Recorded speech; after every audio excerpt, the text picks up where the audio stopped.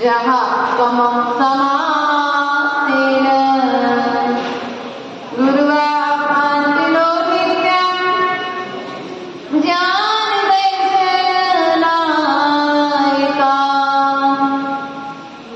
चारित्राण्यो गम्भीरा मोक्षमार्गोपदेशिका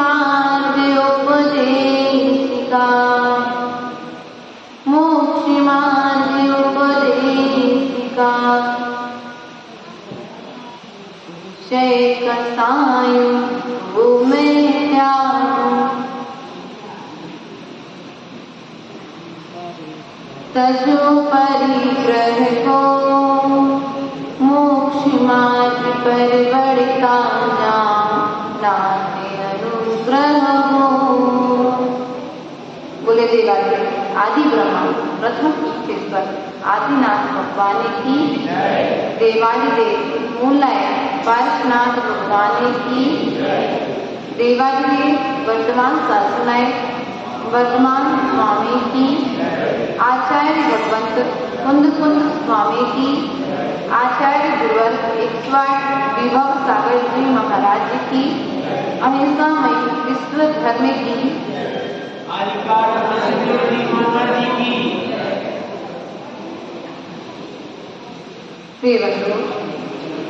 चलते हैं द्वादशांत माँ जिनवाणी के चरणों में। आचार्य भगवंत कुंद कुंद स्वामी के चरणों में दर्शन पावन ग्रंथ की वाचना प्रारंभ करते हैं।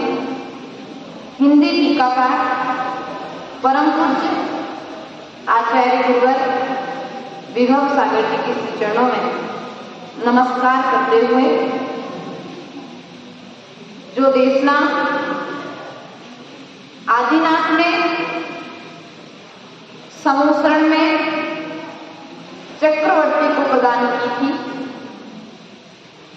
जो देशना अजितनाथ भगवान ने समूसरण में सगर चक्रवर्ती को प्रदान की थी, जो देशना पार्श्वनाथ भगवान ने नैनाजल में बुंदेलखंड के श्रावकों को प्रदान की थी, जो देशना भगवान वर्तमान शासनायक महावीर स्वामी ने विपुलाचल पर्वत पर राजा श्रेणिक को प्रदान की थी, वही देशना आज हम सभी यहाँ पर प्रयास और पुरुषार्थ के द्वारा उन वचनों को सुनकर के आत्मसात करने का प्रयास और पुरुषार्थ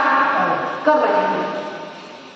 पूर्व की कारिकाओं के माध्यम से हमने जाना था कि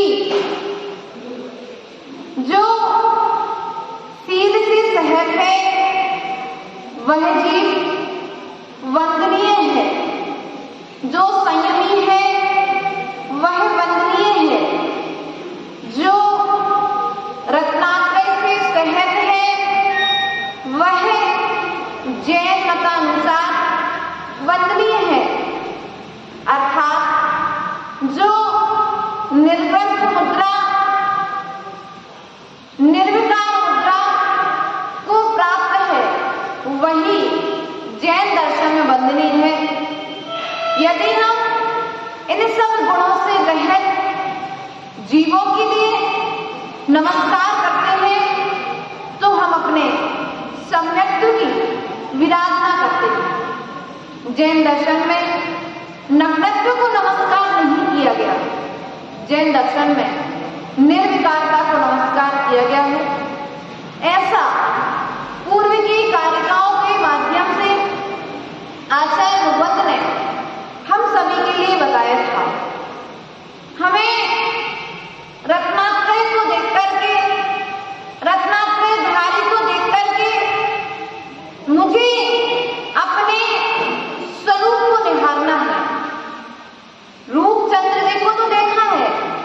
लेकिन जब भगवान पार्श्वनाथ के सामने आकर के बैठो तो यह विचार करो कि जैसा भगवान का रूप है, प्रतिमा अच्छी लगती है क्योंकि हमने अपने मन में उनके लिए विराजमान करके रखा है।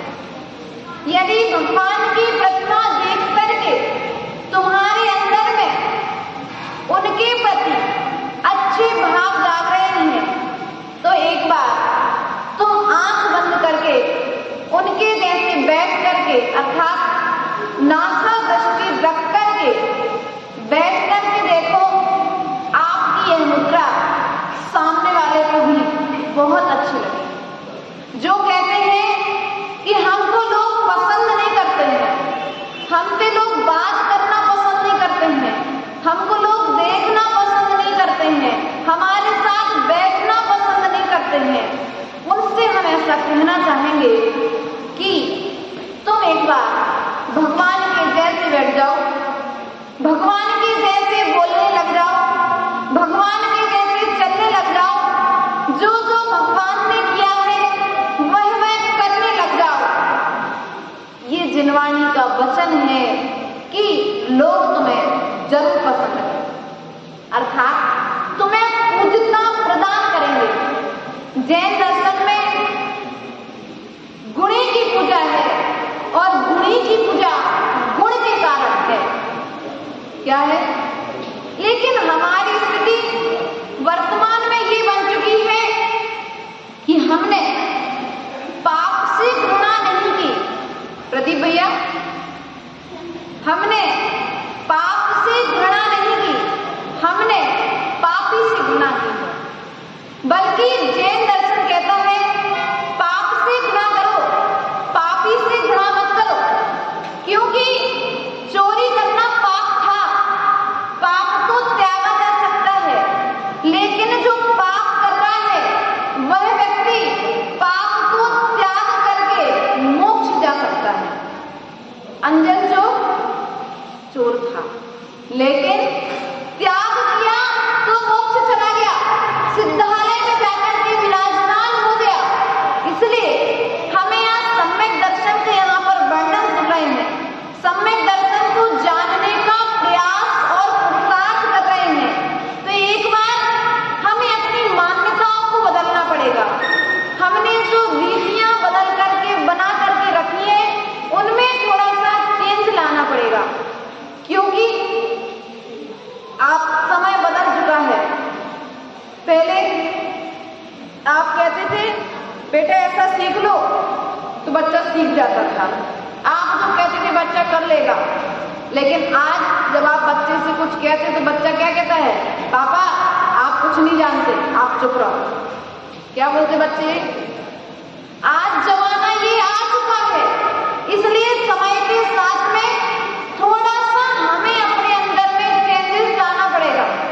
यदि सामंजस्य बनाना है तो, और जो सामंजस्य बना करके जानता है वह सम्यक्त्व के साथ में है, वो जो सामंजस्य नहीं जानता है अर्थात मैत्री भाव। क्या हम ये तो बोलते हैं यहाँ पर गुड़ीजनों को दीन हृदय में मेरे प्रेम उमड़ आवे, गुण ग्रहण का भाव रहे नित, दृष्टि न दोषों पर जावे, अथवा कोई के सानी हो भाला रच देने आवे, तो भी न्याय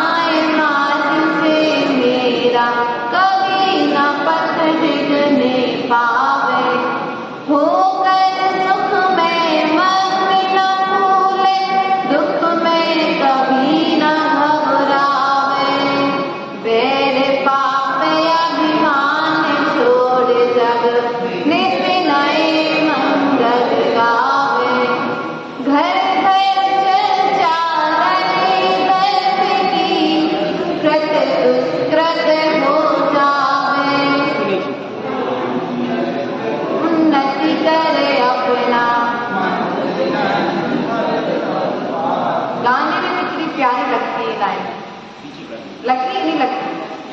प्रदीप भैया थोड़ा आगे आ जाओ, आज दिख नहीं रहे आप। थोड़ा आप लोग पीछे वाले भी आगे आ जाओ, आ जाओ।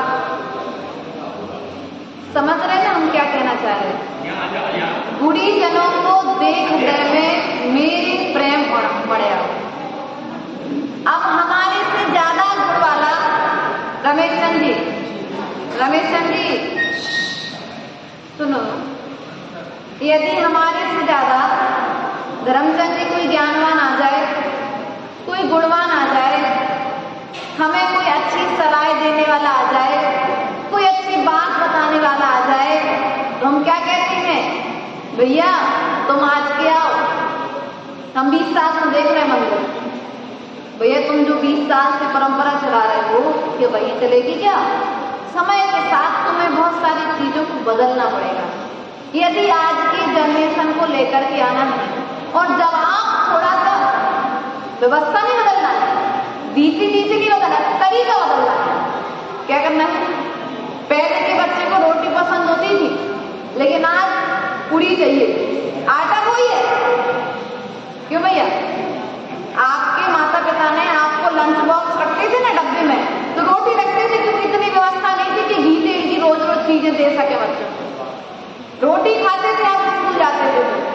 और आज का बच्चा यदि रोटी आपने रख दी तो लंच वापस आ जाएगा, टिफिन वापस आ जाएगा, बच्चा भोजन नहीं करेगा। क्या मम्मी तुमने रोटी रख दी? बच्चे सब लोग पूड़ी पराठे लेके आते हैं, आप सबके बीच में बैठना पड़ता, मैं इंसल्ट हो जाती है। तो क्या करना पड़ा आपको? उसके साथ में बदलना पड़ा। आपने आटा नहीं बदला, आटा वही था, बस आटे से रोटी की जगह पूड़ी बना दी। क्या कर दी? पूड़ी बना दी। हमें नहीं बदलना है, कार्य करने के तरीके को बदलना है, तभी हम संयमी अर्थात सम्यक दृष्टि में। यदि हमारे रहने से, संदीप भैया आ जाओ, हमारे रहने से यदि मैत्री भाव नहीं बन पा रहा है, क्या है? यदि हमारे बैठने से मैत्री भाव नहीं बन पा रहा है, तो ये हमारी कमी है। किसकी कमी है? कहीं ना कहीं यदि पानी गिर रहा है, कभी कभी आप देखना, मैंने देखा प्राय करके, दरार को दीवार के कॉर्नर में हो और पानी चल करके आए तो बीच में गिर जाए। सहारा देखना, कभी कभी ऐसा होता है कि दरार कहीं और पानी कहीं टपक रहा है, उसको चलने के लिए आगे रास्ता मिल गया ना। तो हमारे साथ में भी यही होता है कि मिस्टेक हमारे अंदर में होती है और हम वह गलती दूसरे में खोजते हैं। क्या करते हैं? एक बार अंदर में निहार लेंगे तो परिवार में लड़ाइयां नहीं होगी, समाज में लड़ाइयां नहीं होगी, हर समाज में सम्यक दृष्टि जीव रहेंगे। क्या रहेंगे? सम्यक दृष्टि रहेंगे, सम्यक दर्शन का पालन करने वाले श्रावक श्रेष्ठ रहेंगे। कोई भी मिथ्यात्व की ओर नहीं जाएगा। क्यों? एक छोटा सा बच्चा भी है तो आपके घर में आपका स्थान चाहता है। फिर तो हम समाज में हैं, 150, 200 और 1000 लोगों को लेकर के चल रहे हैं। तो आदि आप मंदिर में बैठे हो तो पीछे में बैठे छोटे से बच्चे का भी महत्व है। आप अकेले से समाज नहीं है डब्बू भैया, इंद्रचंद जी, आप अकेले से समाज नहीं है। आप एक व्यक्ति मात्र हो, आप एक परिवार मात्र हो, आप एक घर के सदस्य मात्र हो, लेकिन समाज पूरे घरों से मिलकर के, पूरे व्यक्तियों से मिलकर के, पूरे परिवारों से मिलकर के एक समूह का नाम है समाज। और हम एक हैं। इस मैत्री भाव को यदि हमारे अंदर में भाव चल रहा है तो हम सम्यक दृष्टि हैं। अन्यथा गुणीजनों को देख करके, अपने से 2 गुण ज्यादा वाले को देख करके यदि ईर्ष्या भाव उत्पन्न हो रहा है, क्या हो रहा है? ईर्ष्या भाव उत्पन्न हो रहा है, तो यह हमारे सम्यक में दोष लगा है। क्या कर रहा है? ऐसा करने से किसी दूसरे की हानि नहीं है, ऐसा करने से स्वयं की ही हानि है। क्या होगा?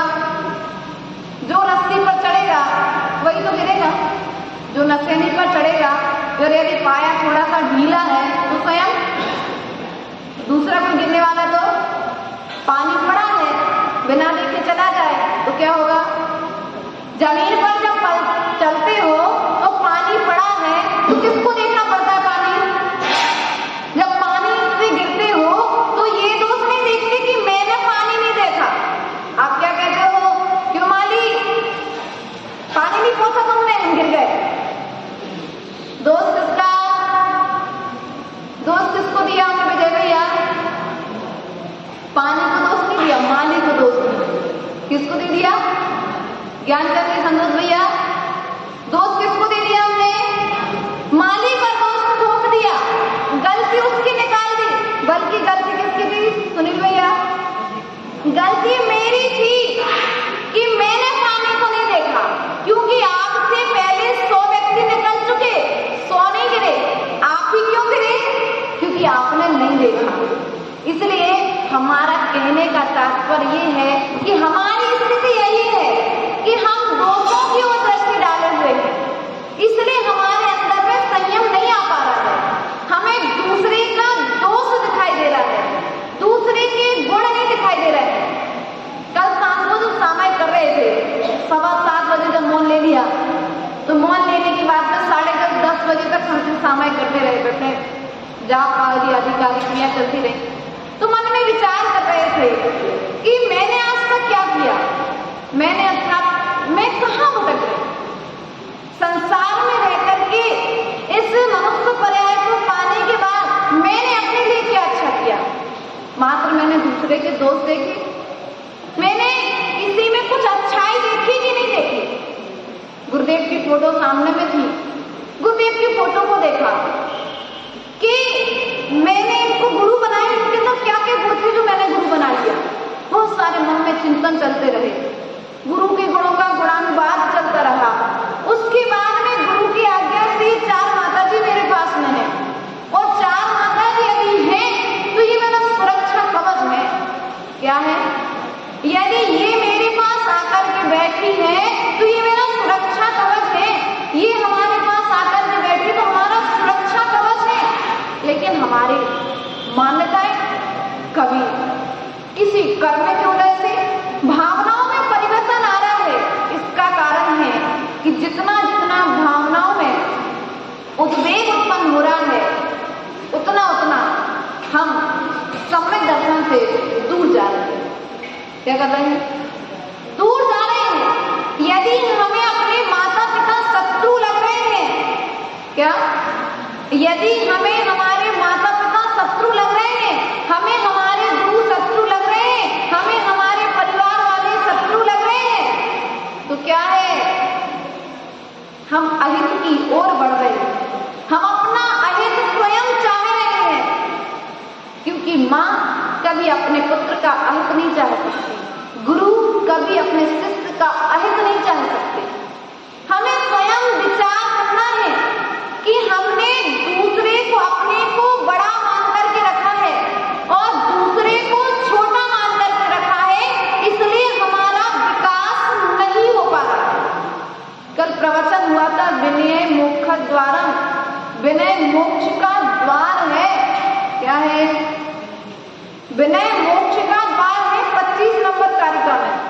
इसलिए हमने अपने लिए स्वयं के लिए ज्येष्ठ श्रेष्ठ मान करके रखा है, तो दूसरे वाला, सामने वाला हमें ज्येष्ठ और श्रेष्ठ कैसे दिखेगा? दिख सकता है क्या? बताइए, दिख सकता है क्या? नहीं दिख सकता है। हमें अपने आप के लिए अपने विनय रखना पड़ेगा अंतरंग में। अपने आप को श्रेष्ठ नहीं मानना, अपने आप के लिए विनयवान बनाना है, क्योंकि जो विनयवान बनेगा वही भगवान बनेगा, और जो विनयवान नहीं बनेगा वो भगवान भी नहीं बनेगा।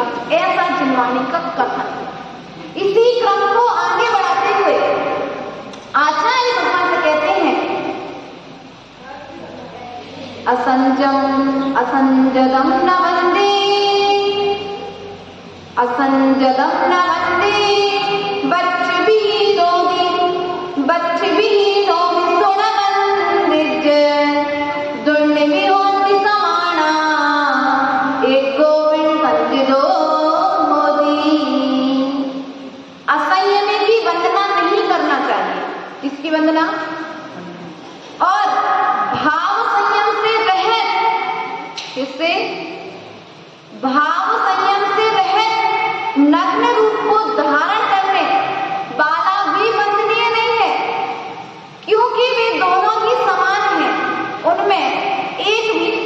संयमी नहीं।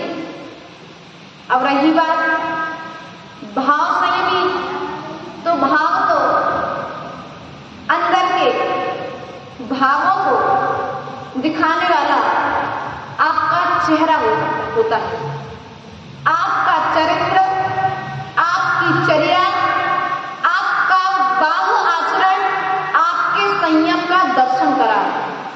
क्या करा रहा है?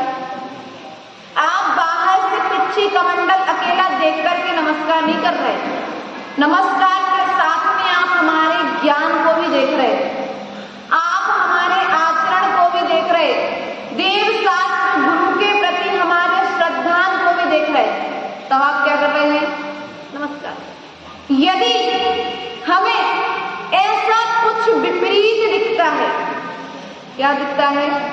चर्या से शून्य दिखे, आचरण से शून्य दिखे, दर्शन से शून्य यदि कोई दिखता है, तो ऐसा व्यक्ति, ऐसा नग्न पुरुष हमारे लिए वंदनीय नहीं। क्योंकि पूर्व में कहा है जैन दर्शन में नग्नत्व की पूजा नहीं है, निर्विकारता की पूजा है। इसी बात को आचार्य भगवत कह रहे हैं कि यदि कोई हमें दर्शन, ज्ञान और चारित्र से रहित दिखता है, तो स्थितिकरण, उपगूहन, इन दो अंगों का हमें पहले पालन करना चाहिए। क्या करना चाहिए? पहले वात्सल्य, उपगूहन और स्थितिकरण। वात्सल्य होगा तो उपगूहन का भाव आएगा, और जब उपगूहन करने की कला आ जाएगी तो स्थितिकरण करने का भाव आएगा, और जब स्थितिकरण करने का भाव आएगा तो प्रभावना अपने आप हो जाएगी। माँ हर बच्चे को नहीं संभालती, लेकिन अपने बच्चे को संभाले बिना रहती नहीं।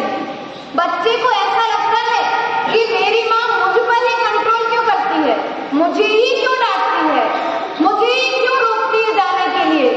भैया माँ जिनवाणी, तुम्हारी माँ तुम्हें रोकती है सप्त व्यसनों में जाने से, अदर आदि व्यसनों से रहित होने के लिए, गलत क्रिया को करने के लिए आपकी माँ रोकती है, लेकिन मेरी माँ मुझे मना करती है। माँ जिनवाणी जो मेरी शाश्वत माँ है, वह कहती है कि बेटा 8 मदों का त्याग कर दे, 8 अंगों का पालन कर लो, तुम्हारा कल्याण हो जाएगा। अब 8 अंगों का पालन कैसे होगा? तो कभी हम तुम्हें समझाते हैं, कभी हम बाहर जाते तुम हमें आके समझा दो। वात्सल्य में अपन तत्वात्म परस्पर उपग्रहो जीवन मात्र सुने ना, सुनाए ना, इसका आचरण करें। क्या करें? सुनाए ना और सुने ना, हम आचरण करें। क्योंकि हमारा फोकस मात्र वर्तमान में एक ही चीज पे चल रहा है, मात्र मुझे क्या करना है और मुझे क्या बनना है। मुझे जो बनना है वह मुझे करना है। यदि मुझे भगवान बनना है तो भगवान ने जो किया है वह करना है, और यदि मुझे भगवान नहीं बनना है तो संसार में जो लोग जो कर रहे हैं वो करते चलो, अपने आप संसार बढ़ता चला जाए। नाव में पानी भर जाए तो निकाल लो तो ठीक, नहीं निकाला तो तुम्हारी नाव, तुम भी डूबोगे और नाव भी डूब जाएगी। जिनवाणी माँ उपदेश देगी, तुम्हारे लिए कहेगी कि असंयमी की वंदना करने मत जाओ, लेकिन फिर भी यदि तुम नहीं मानते हो माँ जिनवाणी की बात, तो क्या होगा?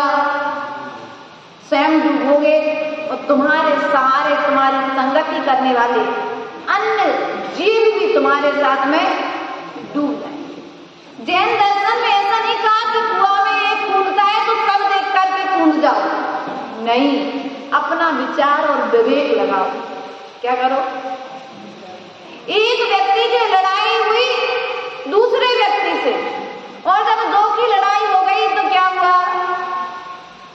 कुछ एक के पक्ष में हो गए, कुछ दूसरे के पक्ष में हो गए। अब क्या होगा? अब वे दोनों कभी एक नहीं हो सकते। हो सकते क्या?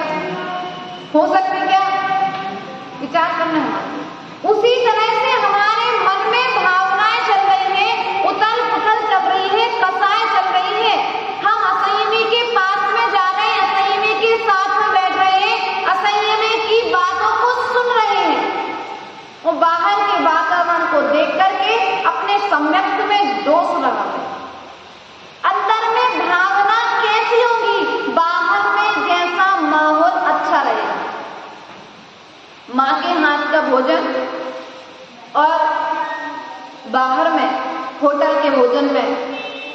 वचन वरगणाओं में, मन की भावनाओं में परिवर्तन आता है।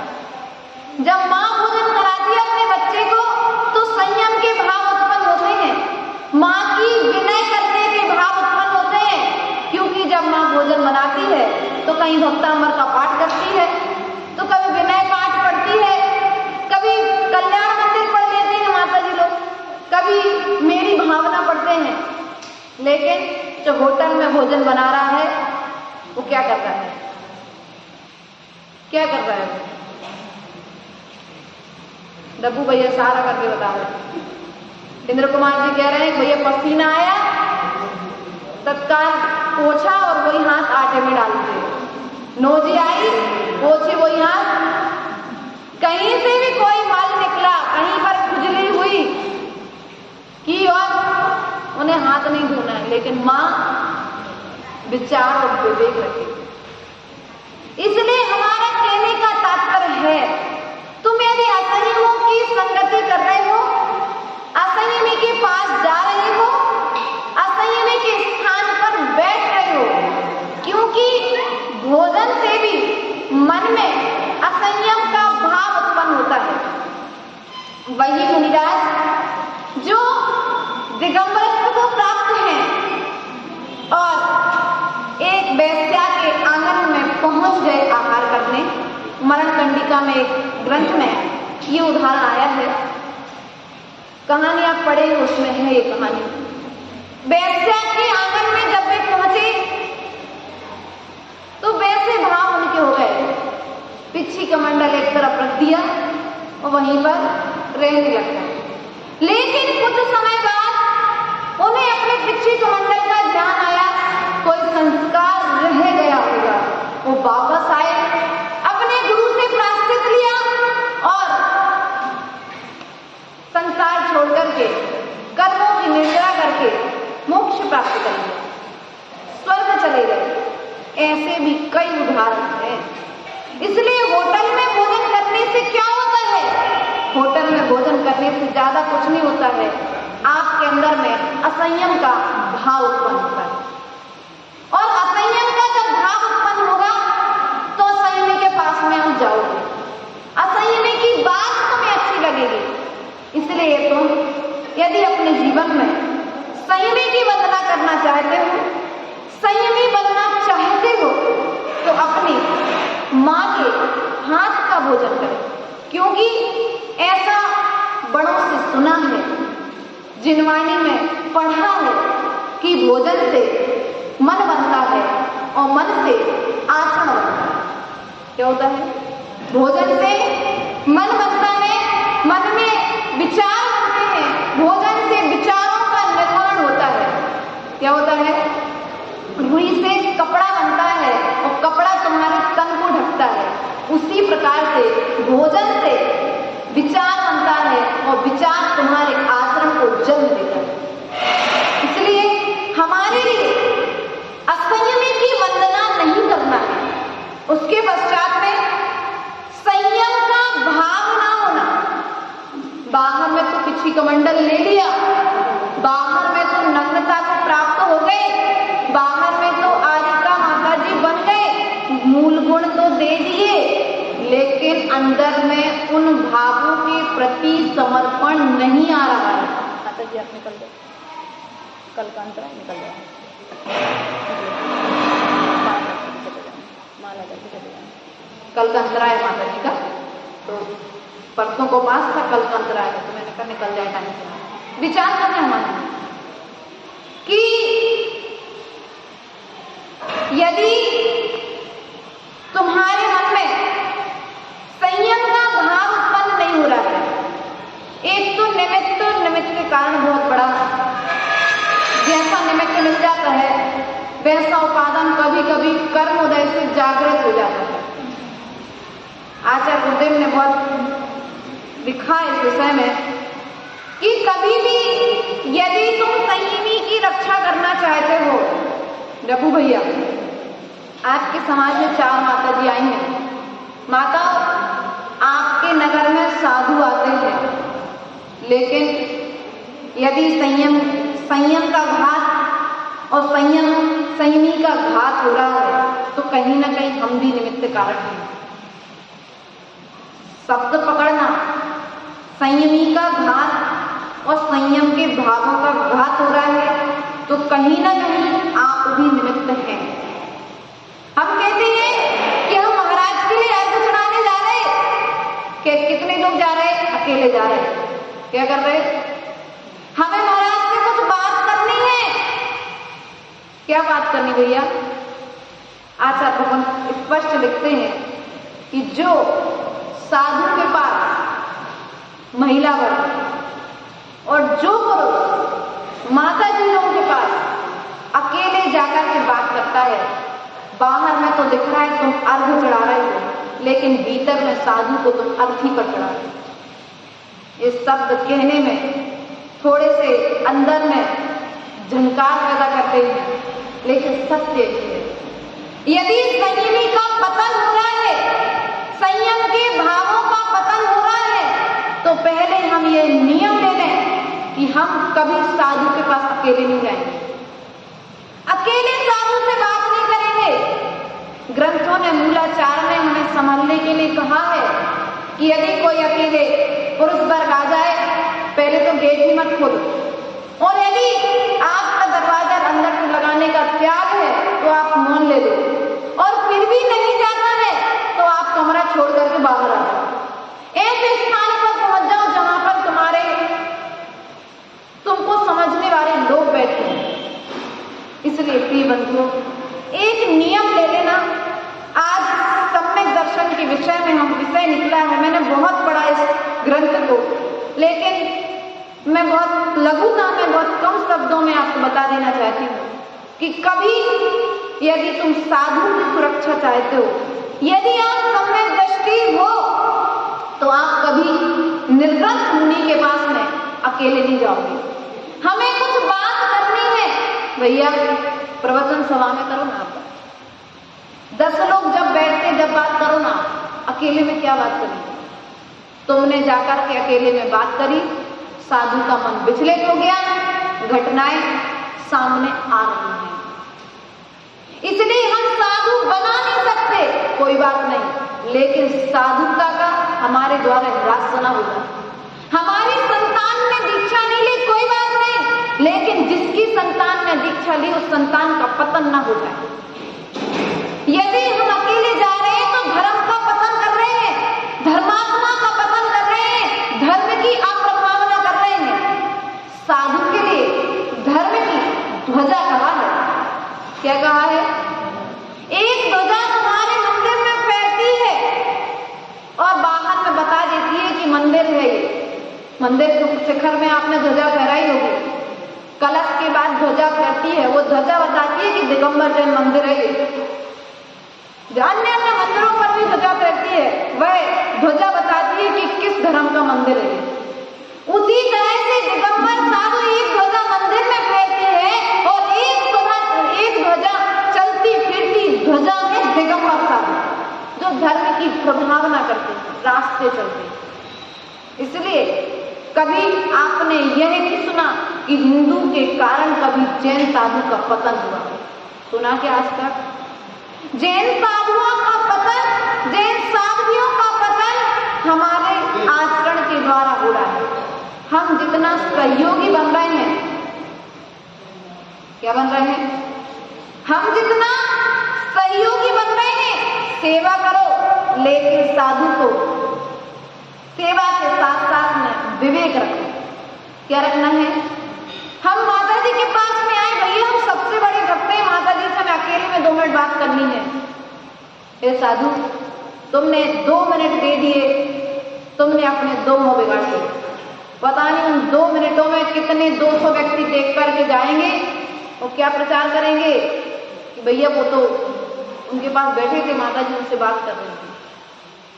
तुम्हारे अंदर में मन में विकार भाव नहीं था, लेकिन जिसने देखा उसकी दृष्टि में निर्विकारता नहीं थी। क्या थी? निर्विकारता नहीं थी। प्रिय बंधु, स्पष्ट मना किया है साधु के लिए, यदि तुम्हारी सगी बहन भी हो, तुम्हारा सगा भाई भी हो,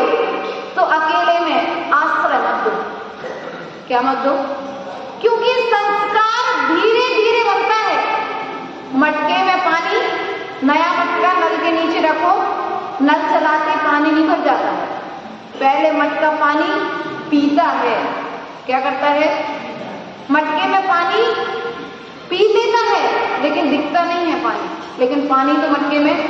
उसी प्रकार से ये जो गलत संस्कार है ये धीरे धीरे पनपती है। मन में अच्छे भावों को आने में समय लगता है लेकिन गलत भावों को आने में समय नहीं लगता। इसलिए हम अपने बच्चे को जिस तरह से रोक देते हैं, बेटा फलाने के घर में अकेले नहीं जाना, क्या करते हैं, बेटा अकेले मत जाना, क्यों, उनके घर में बच्चे हैं, लड़कियां नहीं है, लेडीज नहीं है, नहीं जाना।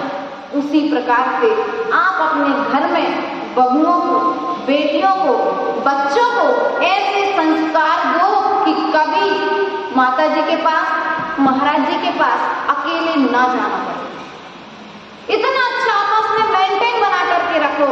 यदि आप ऐसा करते हैं तो धर्म में, धर्मात्मा की साधना में आप सहयोगी हैं। यदि ऐसा नहीं करते हैं तो आप धर्म की विराधना कर रहे हैं, धर्मात्मा के विराट भावों का घात कर रहे हैं। सुनील भैया जब भी आते हमारे पास, एक उदाहरण मेरी यहीं का क्योंकि आपको ज्यादा अच्छा समझ में आता, कभी अकेले नहीं आते, ऊपर भी जाएंगे, शाम को आना है, दर्शन करना इनका भाव है, लेकिन अपने 4 बच्चे साथ में लेके आएंगे। 4 बच्चे साथ में आए, हम अकेली हैं, हम 5 आए सीधे महाप्रति की वंदना करने के लिए, हम सीधे 5 आएंगे। सुबह आएंगे, बच्चे भी इतने अच्छे समझदार हैं कि सुबह 6 बजे माता जी को पढ़ने जाना है तो अकेले नहीं जाना है, हम 4 इकट्ठे होकर के जाएंगे तो खुशी होती है। ये क्या कर रहे हैं, हमारे दर्शन को बढ़ा रहे हैं, हमारे व्रत में वृद्धि कर रहे हैं। और कहीं कहीं पर ऐसा देखने में आता है, सुनने में आता है, यदि ऐसी कहीं कोई क्रिया चल रही है हमारे समाज में, किसी के द्वारा यदि ऐसा प्रमाण हो रहा है तो आप जिनवाणी का आधार लीजिए, जिनवाणी खोलिए और कहिए कि कहाँ लिखा है कि साधु के पास, माता जी के पास अकेले जाना चाहिए। आप हमारे माता पिता हैं, जैसे माता पिता अपने बच्चों को संभालता है उसी प्रकार से आपको हमारे व्रत की रक्षा करना आपका दायित्व है। क्या है भैया, दायित्व है आपका। और आप यदि अपने दायित्व से यदि आप आओ ही ना, छोड़ दो भैया, किसी ने कुछ कह दिया तो हमें जान ही नहीं है, हम बाहर से देख लेंगे, जानकारी पूरी ले लेंगे, लेकिन हमें क्या पता कि तुम बाहर से जानकारी ले रहे हो। संदीप भैया, हमें क्या पता कि तुम बाहर खड़े होकर के व्यवस्था संभाल रहे हो। हमें विचार करना है, हमें साधु को संभालना है, असंयमी की वंदना नहीं करना है। जब हम असंयमी की संभाल करेंगे, असंयमी की सुरक्षा करेंगे तो हमारे अंदर में निश्चित ही एक दिन संयम आ जाएगा। क्यों भैया, समय दिख रहा है लेकिन हमें संयमी की सुरक्षा करना है, संयम का भाव अपने अंदर में जागृत करना है। यदि हमारे समाज में किसी भी तरह का कोई भी एकल विहारी साधु आता है तो हम प्रयास और पुरुषार्थ करें कि उसे उसके गुरु तक लेकर के जाएं। क्या करें, उस स्वच्छता के लिए हम आश्रय ना लें। क्या करें, हम स्वतंत्रता तो दें लेकिन स्वच्छंदता के हम पात्र ना बन जाएं। यदि गुरु से अलग किया है, अगर माँ अपने बच्चे को डांटती है तो बच्चा गलती करना छोड़ देता है। गुरु अपने शिष्य को डांटता है तो शिष्य प्रमाद छोड़ देता है। आपने डिब्बी देखी, डिब्बी, जिस डिब्बी में सोना रखते हो वो डिब्बी का ढक्कन कैसा होता है, और डिब्बी में यदि ढक्कन नहीं लगाया जाए तो सोना है ना। तो जिस प्रकार से सोने की सुरक्षा डिब्बी के ढक्कन लगाने पर हो सकती है, उसी प्रकार से धर्म की रक्षा, धर्मात्मा की रक्षा गुरु के द्वारा डांटने पर होती है। गुरु की डांट शिष्य की सुरक्षा सुरक्षा करती है और डिब्बी का ढक्कन डिब्बी में रखे सोने की सुरक्षा करता है। इसलिए थोड़ी सी हमारी बात कड़वी जरूर लगेगी, क्योंकि भैया ने कहा था रविवार के दिन खट्टे मीठे प्रवचन करना है, तो थोड़ी सी कड़वी बात को कहते हुए यह बात अपने जीवन में आप आत्मसात करेंगे। ना तो असंयमी की वंदना करेंगे और जो असंयम कर रहा है, असंयमी की वंदना कर रहा है, आप उसे रोकने का प्रयास और पुरुषार्थ करेंगे। एकल विहारी साधु को पराश्रय नहीं देंगे और यदि आता है तो उसकी भीतरी भावनाओं को समझ करके हम उसका निराकरण करेंगे और प्रयास और पुरुषार्थ करेंगे कि हम उन्हें उनकी गुरु तक पहुंचाएं। क्या भैया, हमारे पास कई बार ऐसा भी देखने सुनने में आता है कि कभी कोई शिष्य की तबीयत खराब हो गई, गुरुदेव का विहार आवश्यक था जाना, गुरुदेव ने समाज के बीच में छोड़ दिया, भैया आगे निकल गए। अब समाज का दायित्व ये है कि उस एकल विहारी साधु के लिए उनके गुरु तक भेजें। यदि गुरु आज्ञा में है तो अकेला होता हुआ भी अकेला नहीं है, और गुरु आज्ञा में नहीं है तो फिर हम प्रयास करें कि आपस का मैत्री भाव बनाएं और धर्म की स्थापना करें, धर्मात्मा की स्थापना करें। कहने को बहुत है, लेकिन समझदार हैं तो शायद इतने ही शब्दों में आप समझ जाएंगे कि हमें भाव सहित संयमी की रक्षा करना है तो स्वयं के अंदर में पहले संयम का भाव लाना पड़ेगा। भाव से रहित यदि संयमी भी है तो वह बंधनीय नहीं है, और जो असंयमी है वह भी बंधनीय नहीं है। और जो भाव रहित की वंदना करता है, भाव है या नहीं है भैया, एक द्रव्य लेंगी, दूसरा भाव लेंगी। जैन दर्शन में दो ही बताए। अब द्रव्य से आप हमें देख रहे हैं कि हम माता जी हैं, अब कैसे परीक्षण करेंगे आप हमारा है? हमारे अंदर में हमारी क्रिया चर्या और हमारा आचरण बता रहा है कि हम 28 मूल गुणों का पालन कर रहे हैं कि नहीं कर रहे हैं, क्योंकि भाव जो है वह केवल ज्ञानी का विषय है, सर्वज्ञ का विषय है। हम नहीं जान सकते कि भाव से अभी निर्गत हुए कि नहीं हुए, लेकिन बाहर में द्रव्य की क्रिया बता रही है कि आपके अंदर में भाव कितना चल रहा है। मैंने कल बताया था आपको कि पका हुआ आम बता देता है कि अंदर में रस कितना है, उसी प्रकार से हमारे बाहर की क्रिया बता देती है कि आप दर्शन ज्ञान और चारित्र में कितने रचे पचे हैं। और जो दर्शन ज्ञान चारित्र में रचा पचा है, ऐसे जीव की जैन दर्शन में वंदना की गई है। इन्हीं भावनाओं के साथ बोलिए परम पूज्य आचार्य भगवत 108 विभव सागर जी महाराज जी की